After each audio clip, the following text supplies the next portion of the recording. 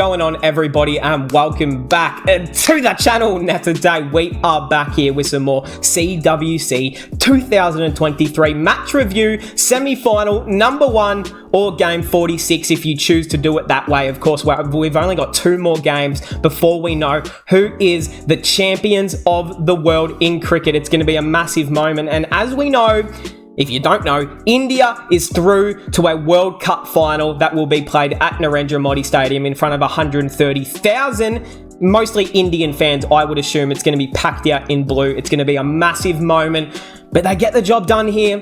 I want to say comfortably enough in the end. Some incredible performances and a great team performance from India, and they put too many runs on the board that was going to be way too hard to chase. Some great batting, some good fielding, and some incredible bowling, which we're going to get into, that makes me feel something great inside. Of course, you guys know what we're about to talk about, the player of the match. It's going to be huge. Let's just get straight into it. If you're new around here, hit that subscribe button, leave a like, and comment down below all of your thoughts on this one. How are you feeling this morning, afternoon, whenever you're watching, waking up, knowing that you're in a World Cup final? Now, it's time for the nerves to start kicking in for that Sunday final. You're either going to be playing against the Proteas or Australia, who both of those countries are very capable of doing anything in a final. So it's going to be a big game tonight, but come Sunday, whoever India have to play, they're going to be in a massive battle to be the champions, and it's going to be right up against it. So here we go. Let's get into it. I'm excited for this one. What a game it was last night / this morning at about 3:30. So, player of the match, Mohammad Sham. God, hold on. This is not fake stats. 7 for 57 off 9.5 in a World Cup game. We are witnessing one of the great World Cup bowlers of all time right now, Mohammad Sham. God, I don't know how many people have a 7-fer in World Cup history, let alone in a World Cup semi-final. I mean, the man just delivers on the big stage. He completely decimated that completely decimated the Kiwi top order, let me say, and the tail end finished the job off and was the complete match winner here, because as good as Kohli and Ayer's innings were, it really was. New Zealand were in an okay position there to chase these runs down at one point until Shami came through with 2 big wickets that really broke this game open. So all credit goes to him. We know how much he's fought in the last 12 months to get his position back in this white ball setup full time, an injury to Hardik, and this is the result. Mohammad Shami, incredible. The best bowler, the best white ball bowler in the world. How could you say not? How could you say he isn't the best bowler in the world right now? Let's get into it. India choose to bat first. Of course, this was going to be a great decision. You win the toss. You were going to send yourselves in to bat first. Just before we do talk about it, let's discuss what was a massive talking point of yesterday, the pitch. Now, I'm going to give my opinion here, unbiased, no filter. I did not give a shit that it was a used pitch, because let's be honest, every single country in their own World Cups, if they host a game, they get to choose the pitch. Or if it was Australia, if it was England, if it was South Africa, they all would have done the same thing and chosen a pitch that maybe, was, I'm trying to think of the right word, catered. That's it, catered to their needs. I didn't really make a difference in the end, did it? I mean, it was a massive high-scoring match and wickets were taken, runs were made. I didn't see the problem. I don't think anyone's seen the problem in the end. India batting first. Let's get into it. Hitman Sharma, the skipper. Well, in no surprise here, he just starts off like he's done this entire World Cup. 47 off 29, 4 fours and 4 sixes, if I can read this morning. Incredible. I mean, the way that he just attacked Trent Boult early, skips up the crease off like the 3rd ball and punishes it for 6. I mean, that is ridiculous stuff to do early to an opening bowler, Trent Boult, who we know has had the number of these Indian openers before in World Cup games. That left arm seam that comes back in, it can cause trouble. We know that. We've seen it. Not to be, they did really well against Trent Boult, I thought, and the way that Hitman set the damn tone early was fucking incredible. It's what he's done every single game, and he deserves so much applause. Like, don't get me wrong, I wanted to see him go on. It was a pretty cheap shot to get himself out, just straight up, but that is the risk the man runs when he plays. To be able to get your team off to such a quick start, let Shupman Gill kind of marinate in the innings, just keep tapping it around, get the big strike man on strike. And this is what happens. You get off to such a clean start that New Zealand, once they got Hitman out, they were actually then, before Hitman was even out, by the 5th over, Kane Williamson was forced to bring on a bit of spin just to try and slow things down. The first ball was okay, and then Rowett said, all right, spin, doesn't bother me, go for 6, go fucking fetch it. So that's what he did. Did not bother Hitman. Would have loved to see him go on and make a 50, 100, 340 million, but as usual, he looks good and then says, all right, wicket's gone, see yous later, I've done the job, out I go. He went to do a poo in the toilet or something, and then Kohli was at the crease. We knew what a big moment this was. Let's talk about Shupman Gill first. Shubby Tendulkar, well, the real Tendulkar was in the crowd witnessing what a masterclass this was. 80 off 66, of course. Did retire hurt with cramp, I want to say. I mean, I don't think I've seen that too many times before. A guy retire hurt with cramp. Like, we've seen Glenn Maxwell make 200 with cramp, and then Shupman said, all right, I need a little rest, and which is fair enough. The heat is incredible. If you've ever had cramp before, sometimes if it gets you in the wrong spot, you literally can't move. But it did look like he hurt his hamstring. He then came back to bat. So no issues there, I would have thought. 80 off 66, 8 fours, 3 sixes. By the time Rowett was out, he just put the foot on the gas and said, it's my turn. So that is the thing with this Indian team. If one guy falls, you've got the next guy coming in who will start to build. And then the guy that was already at the crease has already been given the platform to just unleash the shackles and now have a crack. And it just continues to pay off this entire World Cup. Let's get into this though. What an incredible moment. Talk about fucking moments that you wish you were there for. Some of the best moments in cricket history. This is one of them. Hang it in the Louvre. Is that the right word? The Louvre. I think that's meant to mean like a museum on the wall. I'll edit that out. I don't know what that means. But what an incredible innings. I mean, look, again, Kohli playing towards the situation. I mean, they've got a platform. He just taps it around early and then unleashes the shackles once he gets past his 30-40, puts it in the gaps, 9 fours, 2 sixes. I mean, one of his sixes came after he made 100 as well. So just a safe-ish innings, which we've seen a lot from Kohli. Plays to the situation, lets his other partner at the other end just build and build and build, and then they build these big partnerships. 117 off 113. And as we know, 9 fours, 2 sixes, but something else that is just bigger. He is officially, I'm going to say this, and this is going to sound just an insane statistic. The man has 50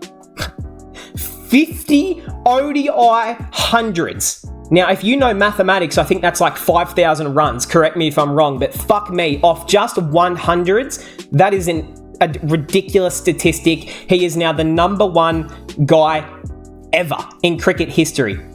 Ever. He has passed the great man, the guy that I call the GOAT of cricket, Sachin Tendulkar, for 49 ODI tons. He now has 50 and stands alone with the gold medal on the podium. Of course, you don't play for personal milestones. Like, trust me, I think Kohli would rather make a duck and win the World Cup than make 100 and lose it, obviously. But to have this and to have that in front of the home crowd, packed out in blue, David Beckham watching on, he had no idea what was going on. But Jay Shah, Sachin Tendulkar, goosebumps, and one of the moments that I'm so grateful, like, we are witnessing just something so special, really, all the time. And he's gonna win the most runs this World Cup. He's gonna come out of this World Cup as the best batsman of it, the most runs, the most centuries, the highest average probably. And just that moment when he celebrated his 100, jumped in the air, got on his 2 knees and just bowed down to the man Sachin in the crowd. And that is the respect thing that you just don't, like, it's just incredible. It's such a, like, I was almost tearing up watching it. Like, I haven't grown up watching Kohli from his, from when he very first begun, but you can just see the story. You can see how much it means to everyone there. And man, just a moment that I'm grateful that I got to witness on TV. Just fucking incredible. Let's move on though. Shout out to Kohli. Shreyas Iyer. Now you want to talk about a guy that, well, what the heck? I mean, what? It felt like 3-4 games ago we were thinking, is Iyer, like, do you get rid of him for Ishan? Do you bring in someone else? Because we're unsure. No, forget that. 2 centuries back-to-back in the World Cup. You can't ask for much more. Doing it in quick succession as well. 105 off 70.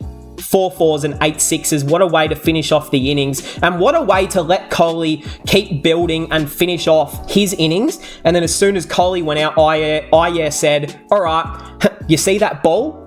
Go fetch it. It's going to go over your head about 13 times in a row now. Santner, Ratchin, he's such a great player of spin, we know that. But even when Iyer had first come to the crease, Kane Williamson then brought back on Lockie Ferguson to bowl a lot of short balls, and they set the trap up. They had the man down on that leg side in the deep corner. He didn't fall to the trap. I thought he played the short ball reasonably well at times. I thought they bowled plenty of short balls. They definitely tested him out. He played it really well, drags it down into the ground, and it's what you want to see from him. Like, if that's only his one weakness, he has gotten so much better at it. What's his other weakness?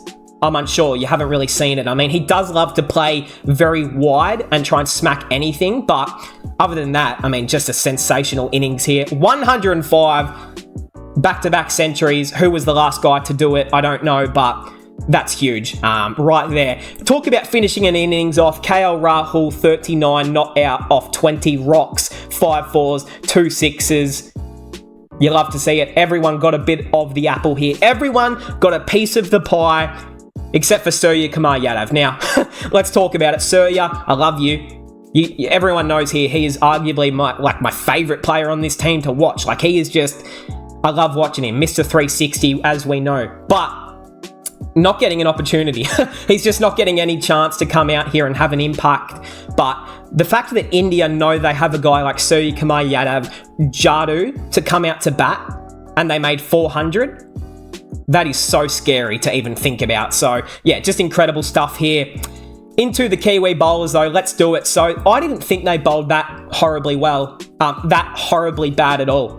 Just me, or I didn't think they bowled that bad. It was just incredible batting. Only the 8 extras, 6 wides, 1 by and 1 leg by. Usually when a team makes 400, you see that the bowlers had like 15 to 25 extras. Only the 8. So they were on with their bowling. Just incredible batting. Look, let's get into it. Trent Boult, Rajasthan Royals legend. Sorry, if I can speak this morning, apologies. 1 for 86 off 10. Again, look, once the tone was set early, of course, he is the danger man in this Kiwi bowling attack. Once Rohit Sharma has skipped up the crease and put you for 6, there's not much coming back from that, is there? I thought he did actually bowl quite well after that, but what the hell are you meant to do when Rohit Sharma is skipping up the crease to a 145 click an hour delivery and pulling it for 6? Like, what the fuck do you do to that? You don't do anything. You just sit back and witness what a shot it was. Tim Southee, Take the helmet off, raise the bat. Well done. A nice, well-deserved century here. 3 for 100 off 10, just inspirational, incredible, and Harris Ralph likes. So not only does he join that special group of a century at the World Cup for a bowler, but he did also look a bit sore with his calf towards the end, so hopefully no injuries there. Look, it's all just jokes. We hope he's okay, of course, but does take 3 wickets. That's good. But then he went for 100 runs. It's not great. Let's be honest. All right, Mitchell Santner. So he was brought on in the 5th over. As we've said, they bowled him out pretty much straight away. They just had to stop some sort of momentum, and his first over was not good. He did bring it back really well since after that first over. None for 51 off 10 with a maiden. I thought he was quite good, probably their best, other than, I want to say almost their best bowler. Like, as good as Southee was taking 3 wickets, I thought Santner was really their only guy who managed to stop the run flow at some point in this game and made the Indian batsmen actually have to pay attention to the ball and watch how it was coming out the hand. So, not to be for Santner wickets-wise, but he's had a great World Cup, so big shout-outs to Santner. Maybe they just had to get him in contact with his CSK teammate, MS Dhoni. I don't know. Lockie Ferguson, none for 65 off 8. Look, again, he's a trap sort of bowler. He's either hit or miss. Not a hit today. Rachin Ravindra, none for 60 off 7. Look, a little bit expensive, but no one cares. The man is young. He's going to be one of the great all-rounders for the next 15 years. So, absolutely loved everything we've seen from him this World Cup. Keep your head up high, Rachin, because You're probably going to be the captain of this team one day. You're going to be the number one all-rounder in the world one day, and you have a cool name. So what's not to like? Glenn Phillips.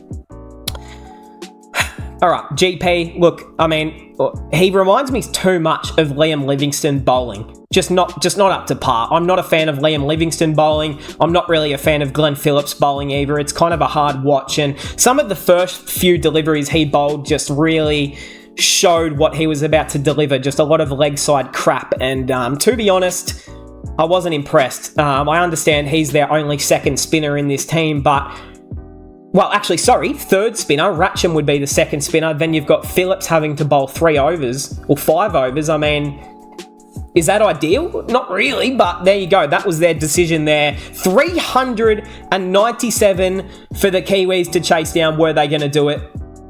No, sir. I mean, it was going to take something incredible from this opening partnership. One of these guys had to get off the mark strong. Devon Conway, hold on. He hits a nice 4 to start off the game. Things are looking possible.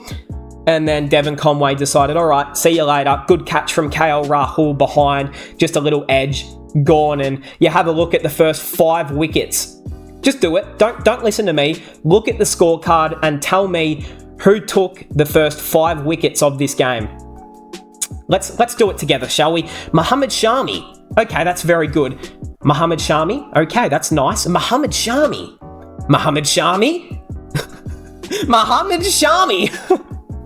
Mohammad Sham, God, you are the fucking man, brother. Like, I can't put into words how big of a performance this was, because what could have been an incredible partnership, winning partnership that between Kane Williamson and Daryl Mitchell. We will talk about Mitchell's 100 in a moment, but what could have been the partnership that stole this game away from India? Things were looking a little bit dicey and dangerous there at one point. Then Mohammad Shami takes the 2 big wickets of that partnership. Williamson, Daryl Mitchell went a bit later, but once that happened, Tommy Latham, he was gone second ball. Mohammad Shami, of course, LBW, Plum, get on your bike, Latham. Don't want to see you again, son. And as soon as that kind of happened, it was all over Red Rover. There was a catch in the deep. Who was it? Oh, it was the wicket of Kane. It was the big wicket of Kane Williamson. And then you had Latham follow after it. It wasn't a good period. They built the partnership and it just collapsed right under them when they were looking like a chance. And you know what? Not even poor batting. Incredible bowling, a match-winning performance from every single person on this Indian team. They fielded with intent. They didn't drop much. They caught really... that's the same thing. Fielding, catched, same word.